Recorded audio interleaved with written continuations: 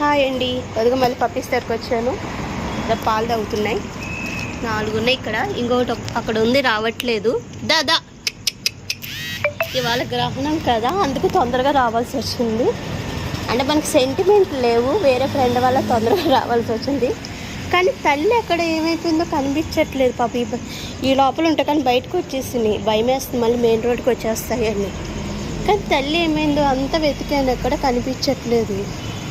బాబు దానికి ఏమైనా అయిందేమో అని నాకు భయంగానే ఉంది. కానీ ఏం కాకూడదు. కానీ ఏదైనా ఫుడ్ కోసం వెళ్ళిందేమో అని చూస్తున్నా. వచ్చేదాకా వెయిట్ చేయాలి. ఎందుకంటే ఇవాళ మా ఇంట్లో డాగ్స్కి ఎగ్, అది చికెన్ రైస్ వండుతానండి.